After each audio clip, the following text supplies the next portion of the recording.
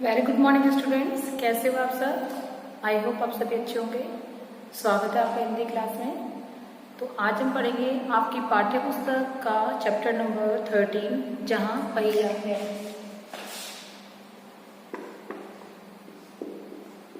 Chapter number 13 जहां पहिया है। ये जो पार्ट है जहां पहिया है, मतलब इसमें जो लेखक है पी साईनाथ, उन्होंने किस तरह से पहिए का महत्व बताया है। अब आप सोचेंगे कि पहिया क्या कर सकता है, छोटी सी चीज हमारे जीवन में किस तरह से बदलाव ला सकती है। तो देखें कि जो पहिया है कि एक कुम्हार को आपने देखा होगा तो उसका जो चाक होता है वो भी क्या होता है, गोल पहिए की तरह होता है जिसमें वो घूमता रहता है और वो गीली मिट्टी को अपने हाथ पे लेकर कई तरह की चीजें बनाता है। तो उस तरह वो भी उस कुम्हार को कहाँ से कहाँ पहुंचा देता है। तो इस तरह से इस पाठ के माध्यम से हम देखेंगे कि जो पहिया है वो किस तरह से जीवन में बदलाव ला सकता है।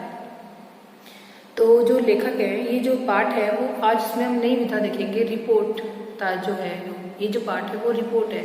इसमें क्या है, जैसे हमने देखा कि न्यूज़पेपर वगैरह हमने देखे हैं, उसमें क्या होता है कि जो लोग हैं रिपोर्टर हैं वो क्या करते हैं, कोई भी घटना होती है उसको देखते हैं, उसको एक रिपोर्ट के रूप में लिखते हैं। उसी तरह जो ये पाठ है वो भी क्या है, रिपोर्ट विधा है। तो शुरुआत करते हैं अपने पाठ की। पुडुकोट्टई जो कि तमिलनाडु में है। साइकिल चलाना एक सामाजिक आंदोलन है। कुछ अजीब सी बात है ना, लेकिन चौंकाने वाली नहीं है। पुडुकोट्टई जिले की हजारों नवसाक्षर क्या होता है, जिन्होंने कि अभी अभी सीखा है। ग्रामीण मतलब गांव में रहने वाली। ग्रामीण का अर्थ क्या हो गया,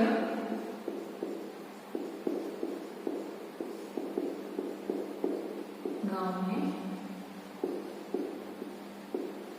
रहने वाला। ग्रामीण महिलाओं के लिए एक आम बात है अपने पिछड़ेपन पर लात मारने, अपना विरोध व्यक्त करने और उन जंजीरों को तोड़ने का जिनमें वे जकड़े हुए हैं।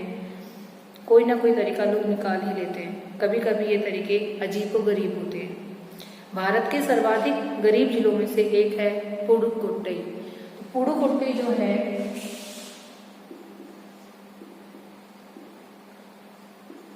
पुडुकोट्टई, ये कहाँ है, तमिलनाडु। ये क्या है, भारत का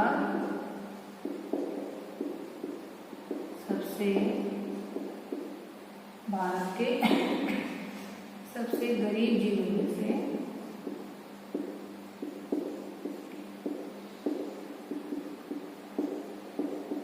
एक।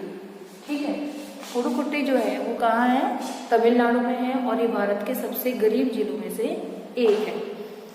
पिछले दिनों यहाँ की ग्रामीण महिलाओं ने अपनी स्वाधीनता क्या होता है, अपना कार्य मतलब खुद के अधीन रहना, किसी दूसरे पर निर्भर न रहना। अब ये जो शब्द आया है स्वाधीनता, मतलब स्वयं पर निर्भर है।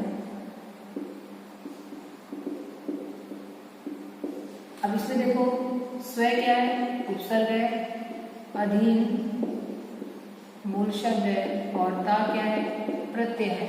स्व प्लस अधीन प्लस ता मतलब स्वयं पर निर्भर रहना। स्वाधीनता, आजादी और गतिशीलता को अभिव्यक्त करने के लिए प्रतीक के रूप में साइकिल को चुना। मतलब जो ग्रामीण, वहाँ की जो ग्रामीण महिलाएं थी, सबसे गरीब जिला है वो, और जो ग्रामीण महिलाएं थी उन्होंने क्या किया, अपना काम स्वयं करने के लिए, आजादी के लिए, गतिशीलता के लिए उन्होंने क्या किया, साइकिल को चुना। उनमें से अधिकांश नवसाक्षर थी, मतलब जिन्होंने कि अभी अभी साइकिल चलाना सीखा है। अगर हम 10 वर्ष से कम उम्र की लड़कियों को अलग कर दें तो इसका अर्थ यह होगा कि ग्रामीण महिलाओं में के 1/4 हिस्से ने साइकिल चलाना सीख लिया। यदि मतलब जो लड़कियां हैं 10 वर्ष से कम, उनको यदि अलग करते हैं तो वहाँ की जो ग्रामीण महिलाएं थी उनमें से 1/4 ने साइकिल चलाना सीख लिया था। और इन महिलाओं में से 70,000 से भी अधिक महिलाओं ने प्रदर्शन एवं प्रतियोगिता जैसे सार्वजनिक कार्यक्रमों में बड़े गर्व के साथ अपने नए कौशल का प्रदर्शन किया और अभी भी उनमें साइकिल चलाने की इच्छा जारी है। वहाँ इसके लिए कई प्रशिक्षण शिविर चल रहे हैं। प्रशिक्षण शिविर क्या होता है? जहाँ पे कि उनको ट्रेनिंग दी जाती है, उनको सिखाया जाता है, वो होता है प्रशिक्षण शिविर। और प्रशिक्षण में भी क्या है?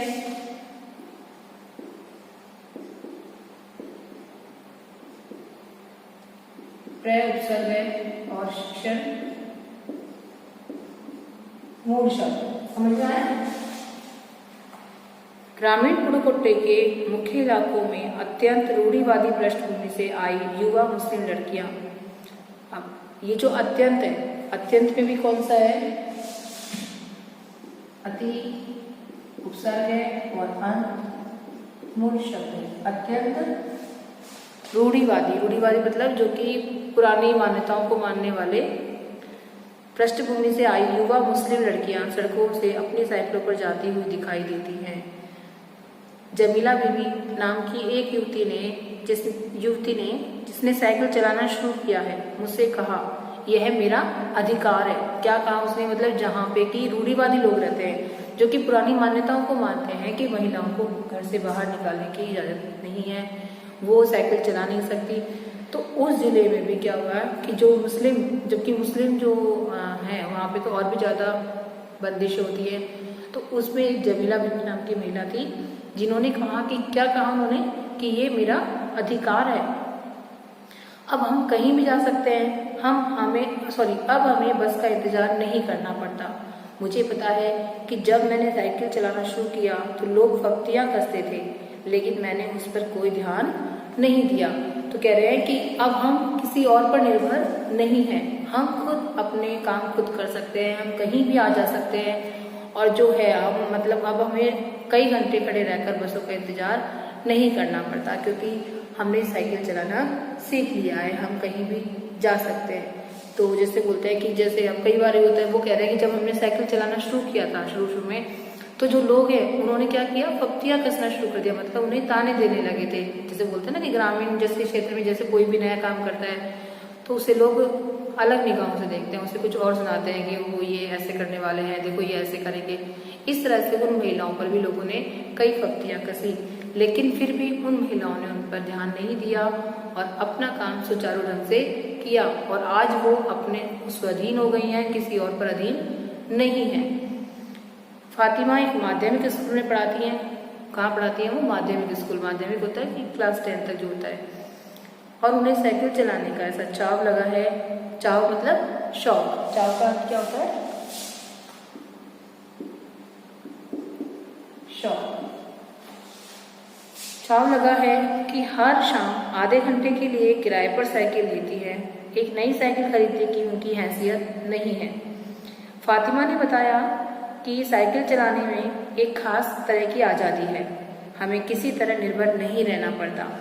मतलब वो कह रही है कि अलग तरह की आज़ादी क्यों है? क्योंकि उन्हें जब भी कोई भी काम हो किसी को भी, तो वो साइकिल लेकर कहीं भी जा सकता है, अपना काम खुद कर सकता है। तो कह रहे हैं कि साइकिल चलाने में एक तरह की आज़ादी है, हमें किसी और पर निर्भर नहीं रहना पड़ता। मैं कभी इसे नहीं छोड़ूंगी। तो कह रही है कि उनको इतना मतलब शौक लगा, जब उन्होंने साइकिल चलाना सीखा तो इनको इतना शौक लगा कि उन्हें कि किराए की साइकिल लेकर वो डेली हर दिन आधा घंटे साइकिल चलाने का प्रयास करती, साइकिल चलाती थी। हमें किसी पर निर्भर नहीं रहना पड़ता, मैं कभी इसे नहीं छोड़ूंगी। जमीला, फातिमा और उनकी मित्र अवकन्नी, इन सब की उम्र 20 वर्ष के आसपास है और इन्होंने अपने समुदाय की अनेक युवतियों को साइकिल चलाना सीख लिया। इन सब की उम्र कितनी है? 20 वर्ष है। और जो भी इनके समुदाय की और भी महिलाएं हैं उन सबको भी इन्होंने साइकिल चलाना सिखाया। कौन कौन है वो? जमीला, फातिमा और अवकन्नी। इस जिले में साइकिल की धूम मची हुई है, मतलब सभी जो महिलाएं हैं उनमें इतना चाव है। क्यों? अब जब देखते हैं कि मान लो कोई भी ऐसा काम है कि हम दूसरे पर निर्भर हैं, हम आश्रित है, उस पर हम नहीं कर सकते, और अचानक से हम वो चीज़ सीख ले और हम अपना काम खुद करने लग जाएं, तो मन में एक नई सी उमंग जगती है। तो उन सब महिलाओं में जब एक दूसरे को देखते हैं तो उन सभी में क्या हो गया? एक उत्साह का संचार हुआ, उन सभी में इच्छा जागृत हुई कि हम भी एक साइकिल चलाने सीखे, और सभी में एक उमंग की लहर दौड़ गई। इनकी प्रशंसकों में महिला खेतीहर मजदूर, पत्थर खदानों में मजदूरी करने वाली औरतें और गांव में काम करने वाली नर्सें। मतलब जो जिन महिलाओं ने साइकिल चलाना सीखा उनकी प्रशंसा करने वाली कौन कौन थी? खेती और मजदूर, मतलब जो खेती का काम करती है, मजदूर के रूप में जो महिलाएं खेती का काम करती है वो। पत्थर खदानों में जो पत्थर की जो खदानें हैं जहाँ पे पत्थर खोदे जाते हैं, निकाले जाते हैं, उसमें जो मजदूरी करती है महिलाएं वो। और गाँव में काम करने वाली नर्सें, और जो गाँव में काम करने वाली नर्सें हैं वो। बालवाड़ी और आंगनवाड़ी कार्यकर्ता, बेशकीमती पत्थरों को तराशने में लगी औरतें और स्कूल की अध्यापिकाएं भी साइकिल का जमकर इस्तेमाल कर रही है। मतलब हर तरह जो भी महिलाएं, चाहे वो कहीं भी काम कर रही हैं, चाहे वो पत्थर की खदानों में काम कर रही हैं, या वो नर्स हैं या अध्यापिकाएं हैं, सभी क्या कर रही हैं? साइकिल चलाना सीख रही हैं और साइकिल का इस्तेमाल कर रही हैं। ग्रामीण सेविकाएं और दोपहर का भोजन पहुंचाने वाली औरतें भी पीछे नहीं है। सबसे बड़ी संख्या उन लोगों की है जो अभी नव साक्षर हुई है। मतलब सबसे ज्यादा कौन है? जो कि जिन्होंने कि अभी अभी साइकिल चलाना सीखा है। जिस किसी नव साक्षर अथवा नई साइकिल चलाने वाली महिला से मैंने बातचीत की, उसने साइकिल चलाने और अपनी व्यक्तिगत आजादी के बीच एक सीधा संबंध बताया। साइकिल आंदोलन की एक अगुवा का कहना है कि मतलब जिन्होंने कि साइकिल आंदोलन को चलाने में शुरुआत की वो है, कौन है? मुख्य बात यह है कि इस आंदोलन में महिलाओं को बहुत आत्मविश्वास प्रदान किया है। कि उन्होंने क्या कहा है कि जो ये आंदोलन है साइकिल चलाने वाला, इसने क्या किया? महिलाओं में एक आत्मविश्वास में, महिलाओं के आत्मविश्वास में वृद्धि हुई है इस आंदोलन से। क्यों? क्योंकि वो अपने अब किसी और पर निर्भर नहीं रही है। महत्वपूर्ण यह है कि इसने पुरुषों पर उनकी निर्भरता कम कर दी है। पहले क्या होता था कि जो महिलाएं थी जिन्हें साइकिल चलाना नहीं आता था, या तो वो बसों पर निर्भर थी या फिर अपने घर के पुरुषों पर, कि वो जब उन्हें लेकर जाएंगे या उनका काम करेंगे तभी वो काम पूरा होगा। और अब उनको ये आज़ादी मिल गई है, वो मतलब खुद अपना काम स्वयं कर सकती है, कहीं भी जा सकती हैं, तो उनमें नई ही उमंग है। हम प्राय देखते हैं कि कोई औरत अपनी साइकिल पर 4 किलोमीटर तक की दूरी आसानी से तय कर पानी लाने लग जाती है। कभी कभी साथ में उनके बच्चे भी होते हैं। यहाँ तक कि साइकिल से दूसरे स्थानों से सामान ढोने की व्यवस्था भी खुद ही की जा सकती है। मतलब क्या क्या काम कर सकते हैं वो? साइकिल से पानी ला सकते हैं, 4 किलोमीटर दूर तक जाकर पानी ला सकते हैं। पहले उन्हें पैदल जाना पड़ता था या किसी और पर निर्भर रहना पड़ता था, अब वो साइकिल लेकर खुद पानी ले आती हैं, कभी कभी अपने बच्चों को भी ले जाती हैं। और सामान ढोने की व्यवस्था, मतलब कोई भी सामान उन्हें लेकर आना है तो वो साइकिल पर रखकर ला सकती हैं। लेकिन यकीन मानिए, जब इन्होंने साइकिल चलाना शुरू किया तो इन पर लोगों ने जमकर प्रहार किया। मतलब जो ग्रामीण क्षेत्र है वहाँ पे देखो आप, अभी भी महिलाओं को वो आज़ादी नहीं है जो पुरुषों को है। तो जब महिलाओं ने ये काम शुरू किया तो जो लोग हैं उन्होंने क्या किया? प्रहार करना, मतलब उन पे तरह तरह की उन पे बातें उनको बोलना शुरू की, जिसे इन्हें झेलना पड़ा। कि नहीं, महिलाओं को झेलना मतलब सहन करना पड़ा। गंदी गंदी टिप्पणियां की गई, मतलब गंदी गंदी उनको बातें बोली गई। लेकिन धीरे धीरे साइकिल चलाने को सामाजिक स्वीकृति मिली। सामाजिक मतलब समाज में सभी कोई इसको मानने लगा, इसलिए महिलाओं ने इसे अपना लिया। मतलब शुरुआत में उन्हें बहुत कठिनाइयों का सामना करना पड़ा, लोगों ने उन्हें कई बातें सुनाई, लेकिन जब पूरे समाज में इसको स्वीकृति मिल गई, सभी लोग इसे मानने लगे, तो जो महिलाएं थी उन्होंने इसे अपना लिया और अधिक से अधिक महिलाएं इसको सीखने लगी। साइकिल प्रशिक्षण शिविर देखना एक असाधारण अनुभव है। किला गुरुची गांव में सभी साइकिल सीखने वाली महिलाएं रविवार को इकट्ठी हुई थी। साइकिल चलाने के आंदोलन के समर्थन में ऐसे आवेग देखकर, आवेग मतलब जोश, आवेग का अर्थ क्या होगा?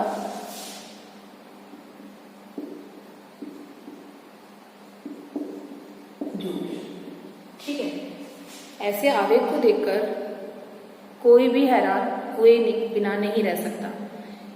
उन्हें इसे सीखना ही है।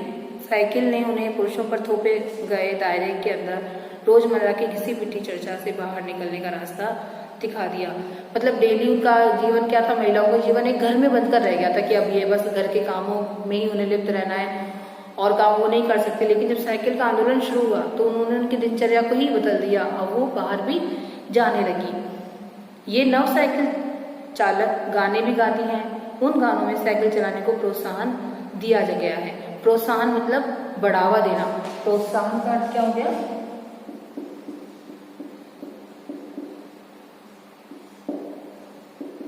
बढ़ावा। ठीक है, मतलब जब वो साइकिल चलाती तो अपनी मस्ती में मस्त रहती, उन्हें अपने जो भी उनकी दिनचर्या है, जो भी उनका जीवन है, उन सबको मतलब जो भी उनकी जीवन की घटनाएं हैं उन सबको भूलकर वो अपनी मस्ती मस्त आज़ादी से गाना गाती हुई साइकिल को चलाती थी और उन गानों में उनको साइकिल चलाने का प्रोत्साहन भी दिया गया।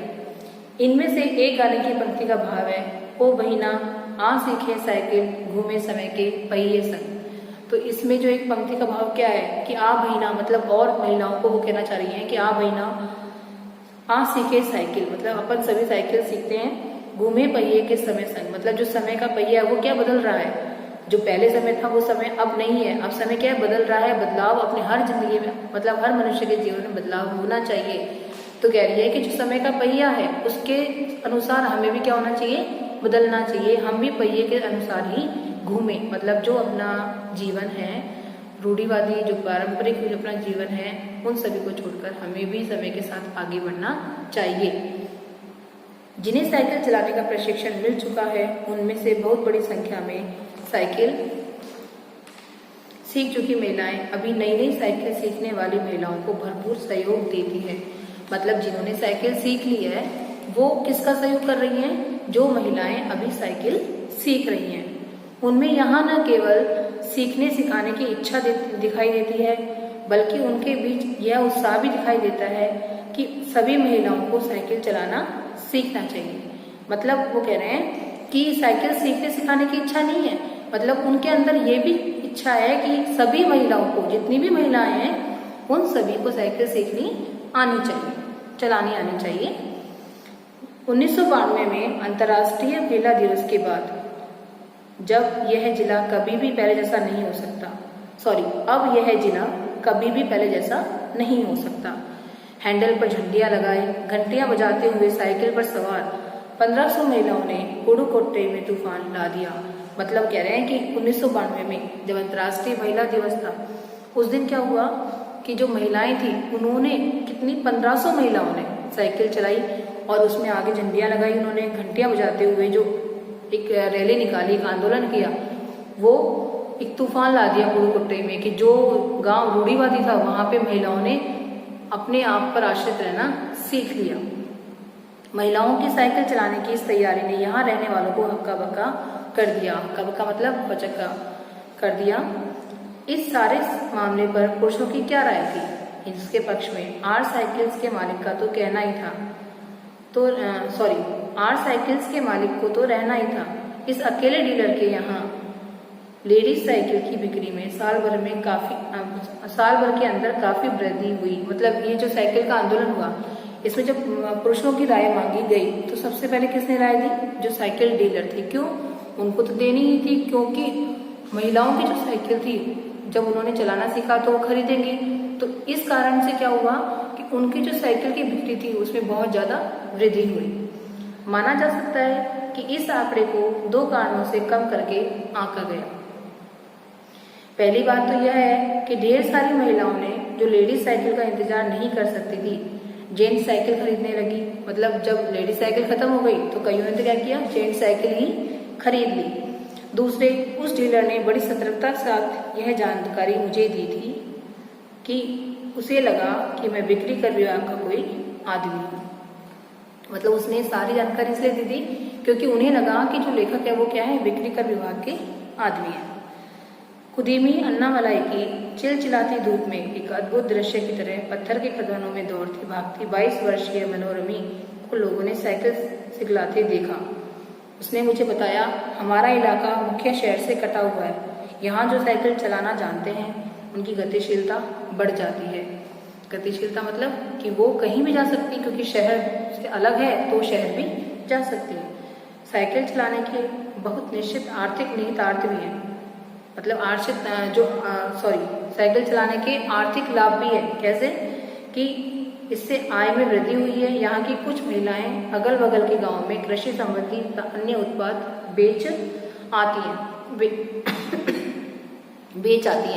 तो कह रहे हैं इससे आर्थिक लाभ कैसे? उनको आर्थिक लाभ कैसे हुआ कि वो साइकिल पे बैठकर, अब साइकिल चलाकर वो अपना जो उत्पाद है, चाहे वो कृषि संबंधी हो चाहे वो कोई भी अन्य उत्पाद हो, वो उसको बेच आती हैं। साइकिल की वजह से बसों के इंतजार में व्यय होने वाला उनका समय बच जाता है। मतलब बस का जब इंतजार करने के लिए उन्हें खड़े रहना पड़ता था, कई 1 घंटा भी लग जाता था, कई मिनट भी लग जाते हैं, तो वो समय जो उनका था वो बच गया है। खराब परिवहन व्यवस्था वाले स्थानों के लिए तो यह बहुत महत्वपूर्ण है। मतलब जहाँ पे ऐसे कई गांव ऐसे हैं जहाँ पे कि पूरे दिन में एक ही बस जाती है, तो उस जगह के लिए, मतलब जहाँ पे परिवहन व्यवस्था बिल्कुल सही नहीं है, उस जगह के लिए तो ये आंदोलन जो है, साइकिल आंदोलन, ये बहुत ही अच्छा है। खराब परिवहन दूसरे, इससे इन्हें इतना समय मिल जाता है कि ये अपने सामान बेचने पर ज्यादा ध्यान केंद्रित कर पाती है। मतलब जब समय बच जाता है तो ये क्या करती हैं, जो इनका ध्यान है वो आराम से केंद्रित कर पाती हैं। तीसरे, इससे ये और अधिक इलाकों में जा पाती है। मतलब पहले तो क्या होता है, यदि बस जा रही है तो एक ही जगह जा सकती है, लेकिन अब क्या है कि ये और भी अलग अलग स्थानों पर जा सकती है। मतलब एक बार में कई जगह पर जा सकती है। अंतिम बात यह है कि अगर आप चाहें तो इससे आराम करने का काफी समय मिल सकता है। आराम करने का इसलिए क्योंकि एक तो इनके पास समय की बचत इनकी हो रही थी, जो इनका समय अधिक लग रहा था वो समय अब इनका कम हो गया है, तो इनको आराम करने का समय भी मिल सकता है। जिन छोटे उत्पादकों को बसों का इंतजार करना पड़ता था, बस स्टॉप तक पहुंचने के लिए भी पिता, भाई, पति या बेटों पर निर्भर रहना पड़ता था, वे अपना सामान बेचने के लिए कुछ गिने चुने गाँव तक ही जा पाती थी। मतलब जो कह रही है कि जो छोटे उत्पादक, मतलब जिनके पास कम, जो जिनका काम कम है, जो कम काम करती हैं, वो भी क्या करती थी, बस स्टॉप तक जाने के लिए भी उन्हें किस पर निर्भर रहना पड़ता था, अपने घर के पुरुषों पर, चाहे वो उनके पति हो, पिता हो, भाई हो या बेटे हो। वे भी क्या हो रहा है, वो उन पर निर्भर रहती थी। तो क्या होता था कि यदि वो कहते थे कि मुझे और नहीं जाना, मैं यहीं तक जा सकता हूँ या यहीं जाऊंगा, तो उन पर निर्भर रहती थी कि वो गिने चुने गाँव तक ही जा पाती थी। कुछ को तो पैदल ही चलना पड़ता था, जिनके पास साइकिल नहीं है वे अब भी पैदल जाती हैं। फिर उन्हें बच्चों की देखभाल के लिए या पीने का पानी लाने जैसे घरेलू कामों के लिए भी जल्दी ही भागकर घर पहुंचना पड़ता था। अब जिनके पास साइकिलें हैं वे सारा काम बिना किसी दिक्कत के, बिना मतलब किसी परेशानी के, बिना किसी परेशानी के कर लेती हैं। उनने क्या कहा कि कुछ महिलाएं ऐसी हैं जिनके पास साइकिल नहीं है, वो पैदल जाकर अपना सामान बेच कर आती हैं। उसके बाद पैदल जाने में समय लगता है, तो उस समय के बाद भी उन्हें अपने घरेलू काम, मतलब जो घर के काम हैं, उनको करने के लिए भी अपना समय निकालना पड़ता था, जैसे कि बच्चों की देखभाल करना, पीने का पानी लाना, इस तरह के अन्य काम। लेकिन अब साइकिल जिनके पास है तो वो बिना किसी दिक्कत के सारे काम कर सकती है। इसका अर्थ यह हुआ कि अब आप किसी सुनसान रास्ते पर भी देख सकते हैं कि कोई युवा माँ साइकिल पर आके अपने बच्चे को बिठाए, पीछे कैरियर पर सामान लदे चली आ रही हैं। वह अपने साथ पानी के भरे 2 या 3 बर्तन लिए अपने घर या काम पर जाती देखी जा सकती हैं। मतलब महिलाएं अकेली नहीं निकल सकती थी, अब महिलाएं उन रास्तों पर साइकिल पर अपने बच्चे को बिठाकर अपना जो सामान है उन सामानों को ले जाती हुई आपको नजर आ सकती हैं। मतलब इस पंक्ति से क्या स्पष्ट हो रहा है कि महिलाओं को पूरी आजादी है जीने की, अकेले घर से बाहर नहीं निकलने दिया जा रहा था, अब वो अपना काम स्वयं करने लगी है। अन्य पहलुओं से ज्यादा आर्थिक पहलू पर ही निर्भर बल देना गलत होगा। साइकिल प्रशिक्षण में से महिलाओं के अंदर आत्मसम्मान की भावना पैदा हुई है। यह बहुत महत्वपूर्ण है। फातिमा का कहना है, बेशक यह मामला केवल आर्थिक नहीं है। फातिमा ने यह बात इस तरह कही जिससे मुझे लगा कि मैं कितनी मूर्खतापूर्ण ढंग से सोच रहा था। उसने आगे कहा, साइकिल चलाने में मेरी कौन सी कमाई होती है, मैं तो पैसे ही गंवाती हूँ। मेरे पास इतने पैसे नहीं है कि मैं साइकिल खरीद सकूं, लेकिन हर शाम मैं किराए पर साइकिल लेती हूँ ताकि मैं आज़ादी और खुशहाली का अनुभव कर सकती हूँ।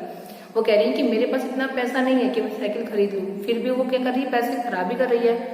किस लिए? अपनी आज़ादी के लिए, अपनी खुशहाली के लिए, अपनी खुशी के लिए। पुडुकोट्टई पहुंचने से पहले मैंने इस विनम्र सवारी के बारे में कभी इस तरह नहीं सोचा ही नहीं था। मैंने कभी साइकिल को आज़ादी का प्रतीक नहीं समझता था। वो कह रहे हैं कि जब मैं पुडुकोट्टई गया तो मैंने छोटी चीज, मतलब साइकिल को तो छोटी चीज मानते हैं, कह रहे हैं कि इस चीज के बारे में मैंने इसकी महत्ता को इतना समझा ही नहीं था कि ये किसी को आज़ादी भी दे सकती है। और यहाँ पहुंचकर उन्होंने क्या देखा कि जो आज़ादी साइकिल है वो भी क्या है, आज़ादी का प्रतीक है। मतलब उस साइकिल, एक छोटी सी चीज ने जो ग्रामीण महिलाएं थी वहाँ की, उनको आज़ादी दिलवाई। एक महिला ने बताया, लोगों के लिए समझना बड़ा कठिन है कि ग्रामीण महिलाओं के लिए यह कितनी बड़ी चीज है। इसके लिए तो यह हवाई जहाज उड़ाने जैसी उपलब्धि है। क्या कहा उन्होंने कि ग्रामीण महिलाओं के लिए तो जो साइकिल है वो किसकी तुलना की साइकिल की उन्होंने, हवाई जहाज से, कि जिस प्रकार हवाई जहाज चलाना एक बहुत बड़ी उपलब्धि मानी जाती है, तो ग्रामीण महिलाओं के लिए साइकिल चलाना भी उसी के समान है। लोग इस पर हंस सकते हैं, लेकिन केवल यहाँ की औरतें नहीं समझ सकती कि उनके लिए यह कितना महत्वपूर्ण है। जो पुरुष इसका विरोध करते हैं वे जाएं और टहलें, क्योंकि जब साइकिल चलाने की बात आती है तो महिलाओं की बराबरी नहीं कर सकते। तो कहना है कि जो पुरुष इसका विरोध करते हैं वो अपने काम में मस्त रहें, क्योंकि महिलाओं की बराबरी साइकिल चलाने में कोई नहीं कर सकता। तो इस पाठ के माध्यम से हमने क्या सीखा कि जो पहिया है कितना महत्वपूर्ण है, क्योंकि पहिए से ही क्या हुआ, जो उड़ुकोटे गांव की महिलाएं थी, जो ग्रामीण महिलाएं थी, उनके जीवन में एक बदलाव आया। वो आज़ादी से रहने लगी, वो दूसरों पर निर्भर नहीं थी और अपना काम स्वयं करने लगी, चाहे वो आर्थिक हो चाहे वो घरेलू हो, हर तरह के काम वो खुद करने लगी। तो इसके द्वारा जो महिलाओं के जीवन में बदलाव आया वो किसके कारण आया, वो पहिए के द्वारा। इसीलिए उन्होंने इस रिपोर्ट को, इस घटना को उन्होंने पहिए के माध्यम से पहिए की महत्ता का बारे में हम लोगों के सामने प्रस्तुत किया। तो आई होप आप सभी को समझ में आया होगा। धन्यवाद।